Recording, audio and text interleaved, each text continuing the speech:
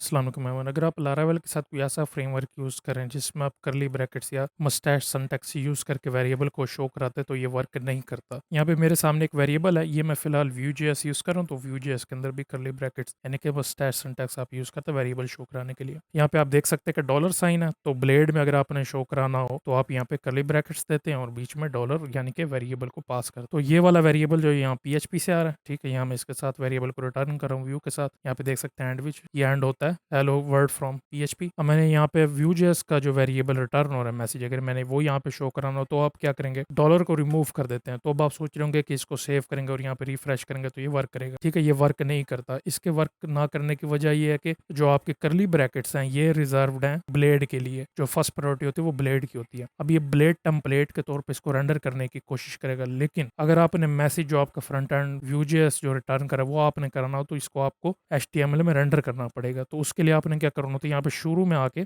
Space नहीं देनी, यहाँ पे @ लगा देना, @ और कर्ली ब्रैकेट्स और उसके अंदर यहाँ पे मैसेज जो वेरिएबल का नेम है साथ डॉलर साइन आपने नहीं लगाना क्योंकि वो PHP के लिए रिजर्व है। ठीक है, इसको सेव कर देते हैं। तो ये देखिए यहाँ पे ऑटोमेटिकली रिफ्रेश और हेलो फ्रॉम व्यू आ गई। यहाँ मैं दिखा भी देता हूँ, 1 करता हूँ। ठीक है, इसको रिफ्रेश करता हूँ तो यहाँ पे 1 भी आ गया। इसका मतलब है कि ये काम कर रहा है। अब मिसाल के तौर पे मेरे पास 2 यहाँ पे या 3 है या जितने मर्जी आप करना चाहे वो आप ऐड कर सकते हैं वेरिएबल्स हैं। तो मुझे क्या करना पड़ेगा, अगर मैंने ये सारे यहाँ पे शो कराना है तो मुझे सारों के साथ यहाँ पे @ ऐड करना पड़ेगा। ठीक है, यहाँ पे आगे इसके अंदर मैं गैप भी दे देता हूँ। ठीक है, यहाँ पे आ गया। अब मैंने अगर मल्टीपल को करना है तो आपने ये @ यूज नहीं करना। आपने क्या करना कि अब क्योंकि मैं इस डिव में यूज कर रहा हूँ और यहाँ पे जितने मर्जी मैं वेरिएबल यूज करना चाहता हूँ बगैर @ यूज किए, तो आपने क्या करना है, जहां पर आपने वेरिएबल्स यूज करने मल्टीपल, इसको @verb इसके अंदर आपने इसको लिखना है। इसके ऊपर एंटर करेंगे तो ये स्टार्ट भी होता है क्लोज भी होता है। अब आपने क्या करना है कि इसको कट करके इसके अंदर पेस्ट कर देना है, यानी कि जितने भी वेरिएबल्स आपने लिखना है उसको यहाँ पे इसके अंदर इंक्लोज कर। ठीक है, अब सेव करेंगे। यहाँ पे मैं इसको रिफ्रेश करता हूँ। ठीक है, अभी @ आ